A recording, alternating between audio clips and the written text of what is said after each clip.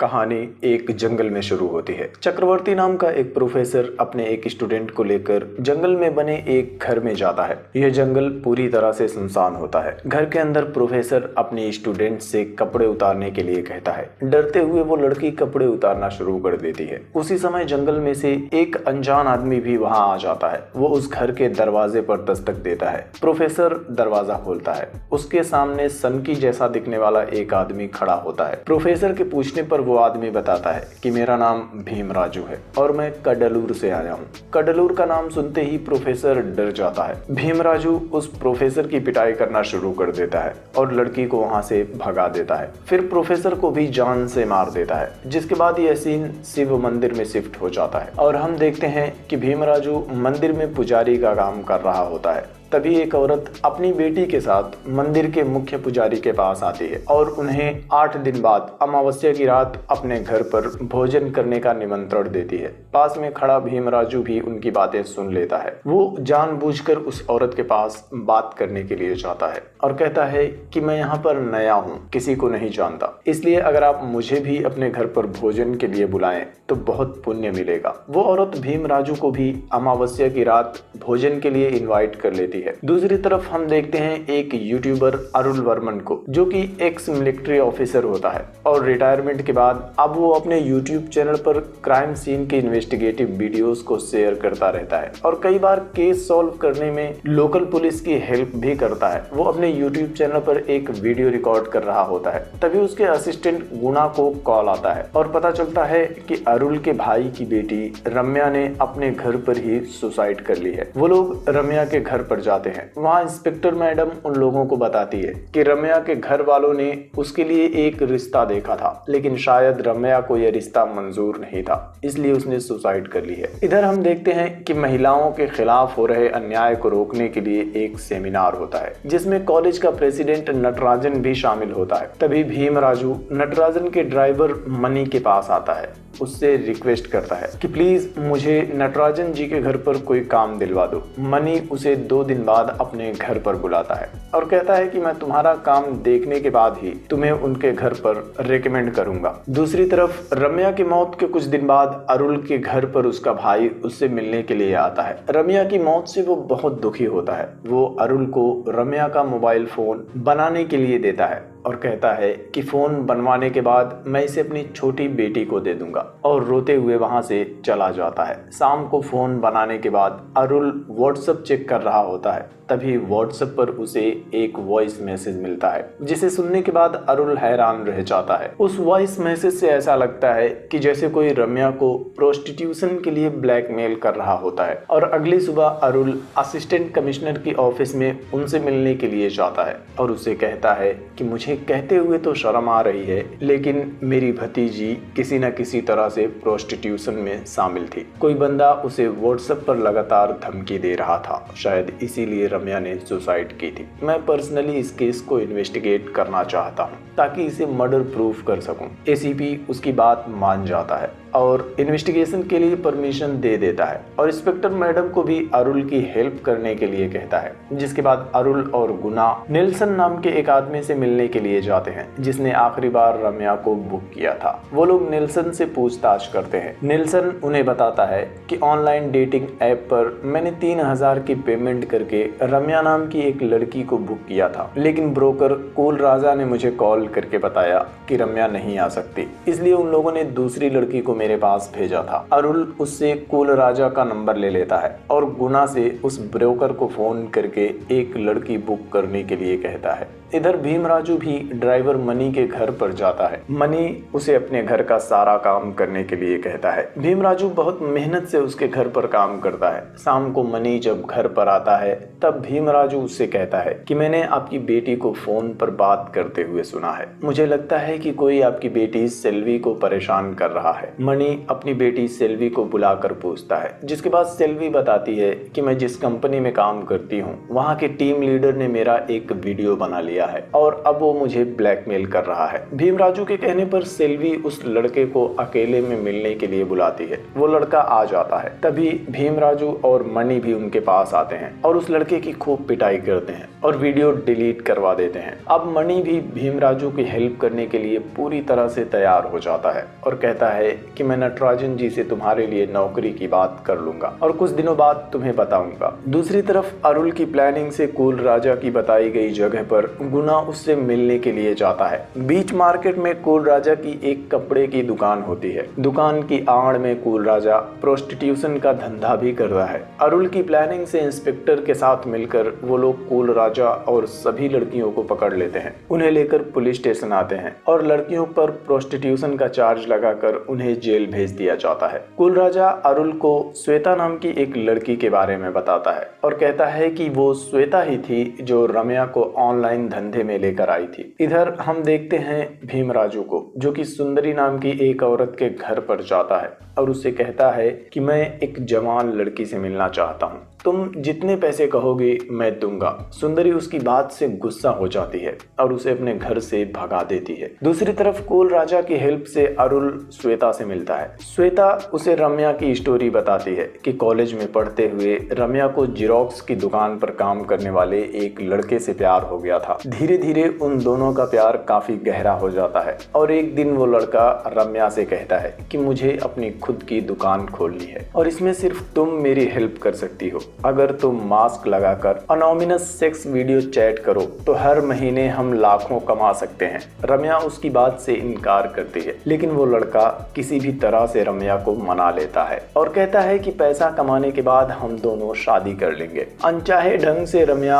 Video chatting शुरू कर देती है, लेकिन पैसा देखकर वो लड़का और लालची बन जाता है और फिर वो रम्या को ऑनलाइन प्रोस्टिट्यूशन में ढकेल देता है। जिसके बाद रम्या एक बड़े क्लाइंट से मिलती है और रम्या का ब्रोकर उसका वीडियो बना लेता है। फिर वो लड़का भी शादी करने से मुकर जाता है और रम्या बुरी तरह से फंस जाती है और मजबूरन उसे सुसाइड करना पड़ता है। रम्या की कहानी सुनने के बाद अरुल उसे रम्या के फोन पर वॉइस नोट सुनाता है। श्वेता उस वॉइस को पहचान जाती है और बताती है कि यह वॉइस कुरुविल्ला नाम के एक ब्रोकर की है, जो कि इस एरिया का सबसे बड़ा ब्रोकर है, लेकिन मैंने उसे कभी नहीं देखा। हमारी सिर्फ फोन पर ही बात होती है, लेकिन उसके आदमी हर महीने हम सब से अपना कमीशन लेने के लिए आते हैं। इधर अमावस्या की रात भी आ जाती है और भीमराजू उस औरत के घर पर खाना खाने के लिए भी जाता है। थोड़ी देर बाद उस औरत का पति भी घर पर आ जाता है, जो कि एक वॉचमैन होता है और भीमराजू से पूछता है कि तुम कौन हो, कहाँ रहते हो। भीमराजू उसे बताता है कि मैं कडलूर के त्यागवल्ली गांव से आया हूँ, जिसे सुनकर वॉचमैन डर जाता है और उसे अपने पाप याद आने लगते हैं। खाना खाने के बाद भीमराजू उसके कमरे में जाता है और कमरे के अंदर वॉचमैन को जान से मार देता है। उसके गले की सोने की चैन निकाल लेता है और वहां से चला जाता है। दूसरी तरफ अरुल भी मार्केट में कुरुविल्ला के आदमियों का पीछा करता है और फाइनली उसके ऑफिस में पहुंच जाता है। मार्केट में उनका एक कंसल्टेंसी सर्विस का ऑफिस होता है, जिसकी आड़ में वो प्रोस्टिट्यूशन का धंधा करते हैं। अरुल गुना से कहकर उनके राउटर का केबल कट करवा देता है और फिर वो दोनों इंटरनेट ठीक करने के बहाने उनके ऑफिस में जाते हैं। राउटर और इंटरनेट सही करने के बहाने से अरुल उनका कंप्यूटर चेक करने लगता है। कंप्यूटर में कई सारी लड़कियों के फोटोज और वीडियोस होते हैं, जिसे देखने के बाद अरुल कंप्यूटर का हार्ड डिस्क निकाल लेता है और उसे लेकर अपने साथ जाने लगता है। तभी कुरुविल्ला अपने आदमियों के साथ उसे रोकने की कोशिश करने लगता है। उनके बीच फाइट होती है और फिर पुलिस उन सबको अरेस्ट कर लेती है। इधर भीमराजू फिर से हॉस्टल की वार्डन सुंदरी के पास जाता है और उसे कहता है कि मुझे एक लड़की दिलवा दो, मैं जानता हूँ कि तुम यही काम करती हो, और उसे 20,000 रुपए देता है। सुंदरी उससे कहती है कि ठीक है, कल सुबह मेरे घर पर आ जाना। अगली सुबह भीमराजू उसके घर जाता है। सुंदरी उसे एक लड़की से मिलवाती है, लेकिन भीमराजू उससे कहता है कि अब मुझे यह लड़की नहीं तुम चाहिए, और उस लड़की को घर भेज देता है। फिर हम देखते हैं कि वो सुंदरी को उल्टा लटका देता है और उसका गला काटकर उसे मार देता है। भीमराजू वहां से ड्राइवर मनी के पास जाता है। मनी उससे कहता है कि मैंने तुम्हारे लिए नटराजन जी से बात कर ली है, इसलिए तुम उनके होम टाउन पौंडीचेरी चले जाओ तुम्हें वहाँ मुत्थू नाम का एक आदमी मिलेगा, आगे क्या करना है वो तुम्हें बता देगा। दूसरी तरफ वीडियो मिलने के बाद अरुल अपने भाई के घर पर जाता है और अपने भैया भाभी को रम्या के बारे में बता देता है और कहता है कि ब्लैकमेल करने की वजह से रम्या ने सुसाइड की थी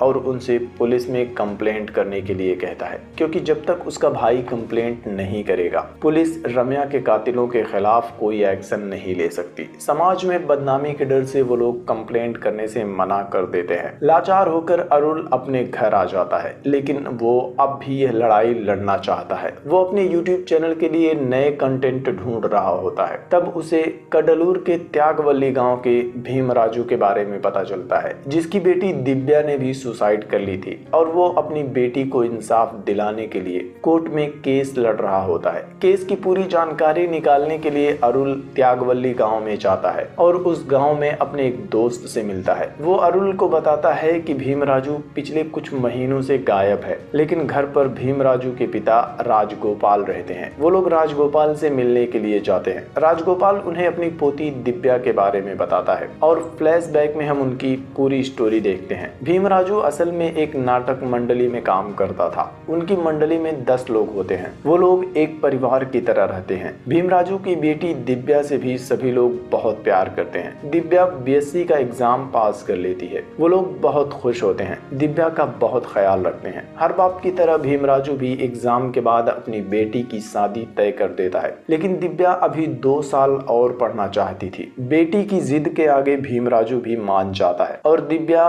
पेरम्बलूर की यूनिवर्सिटी में अपना एडमिशन ले लेती है और वहाँ के हॉस्टल में रहने लगती है। दिव्या हर वीकेंड में घर आती थी। उसकी पढ़ाई खत्म होने में जब 8 महीने बचे होते हैं, तब एक वीकेंड पर दिव्या अपने घर पर होती है और तभी एक लड़का कदीर घर पर उससे मिलने के लिए आता है। दिव्या उसे भीमराजू से मिलवाती है। उस लड़के के जाने के बाद भीमराजू दिव्या से नाराज होता है, लेकिन दिव्या उससे कहती है कि मैं सिर्फ उसे पसंद करती हूँ, लेकिन आपकी मर्जी के बिना मैं कुछ नहीं करूंगी। भीमराजू उसकी बात मान जाता है और कहता है कि ठीक है, फिलहाल तुम अपनी पढ़ाई पर ध्यान दो। पढ़ाई खत्म होने के बाद मैं कदीर के घर वालों से मिलकर उनसे बात करके तुम दोनों की शादी फिक्स कर दूंगा। दिव्या खुश हो जाती है। कुछ महीनों बाद दिव्या अपने हॉस्टल में होती है। तब कदीर उससे मिलने के लिए आता है। कदीर उसके बर्थडे पर उसके लिए केक लेकर आया था। वो दोनों केक काटते हैं। कदीर उसे साइड में लेकर जाता है और पहली बार दोनों एक किस कर लेते हैं, लेकिन हॉस्टल का वॉचमैन उनकी किसिंग का वीडियो बना लेता है। अगली शाम को जब दिव्या हॉस्टल आती है,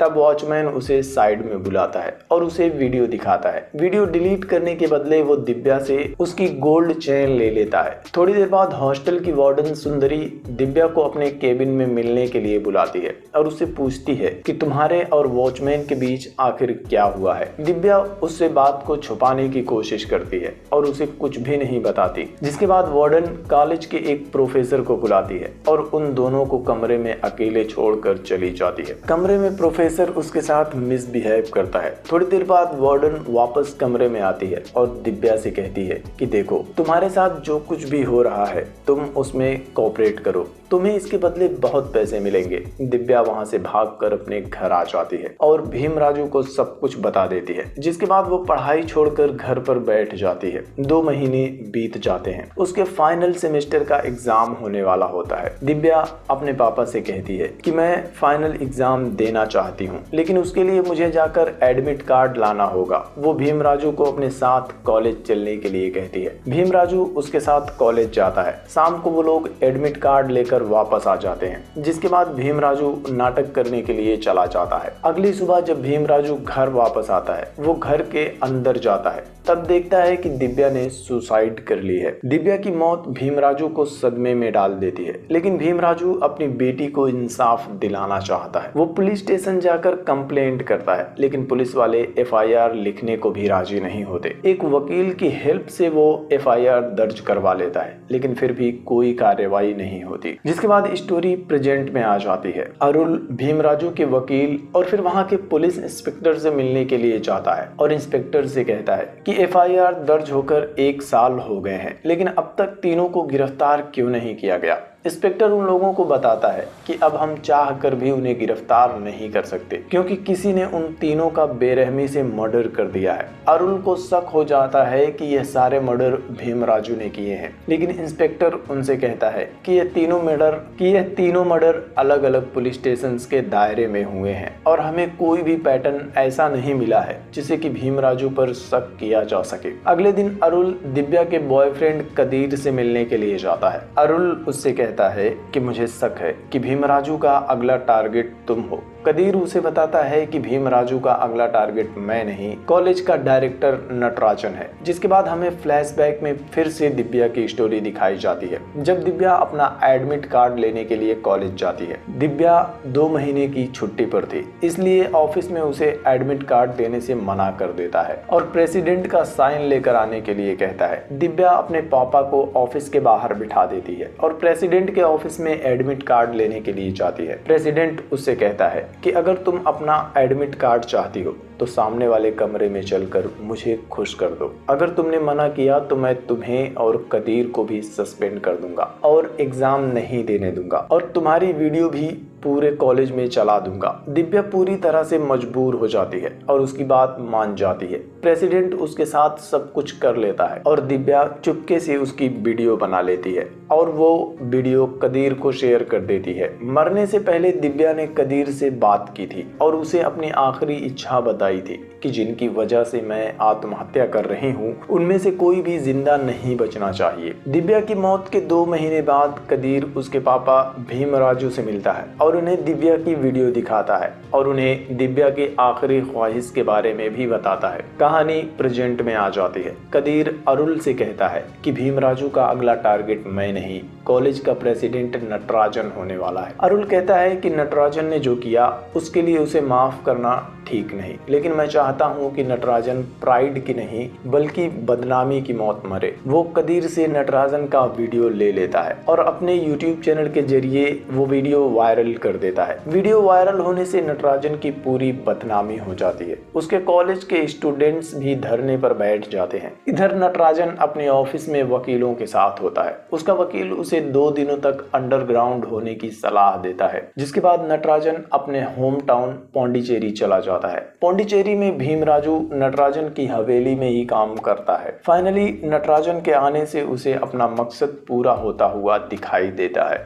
और रात में भीमराजू उसे मारने के लिए घर के अंदर जाने लगता है। नटराजन के आदमी उसे रोकने की कोशिश करते हैं, लेकिन भीमराजू उन सब की पिटाई करता है और इन द एंड वो नटराजन को भी जान से मार देता है। उसका मकसद, उसका बदला पूरा हो जाता है। भीमराजू अगले दिन अपने घर वापस आ जाता है। कुछ दिनों बाद भीमराजू के घर पर अरुल भी उससे मिलने के लिए आता है। वो भीमराजू को बताता है कि मेरी भतीजी ने भी आपकी बेटी के जैसे ही आत्महत्या कर ली थी, इसलिए आपका दर्द मैं समझ सकता हूँ। आपको किसी भी तरह की मदद की जरूरत हो तो मुझे जरूर बताना। भीमराजू उससे कहता है कि अगर हो सके तो अपने चैनल के जरिए युवा पीढ़ी को मोबाइल के इस्तेमाल के बारे में जागरूक करना, क्योंकि युवा पीढ़ी को पता भी नहीं है कि यह मोबाइल उनके भविष्य के लिए कितना खतरनाक है। और इसके साथ ही यह फिल्म यहीं पर खत्म हो जाती है। फिल्म आपको अमेज़न प्राइम वीडियो पर हिंदी में देखने के लिए मिल जाएगी और मुझे उम्मीद है कि आपको मेरा ये एक्सप्लेनेशन पसंद आया होगा। तो वीडियो को लाइक करना, शेयर करना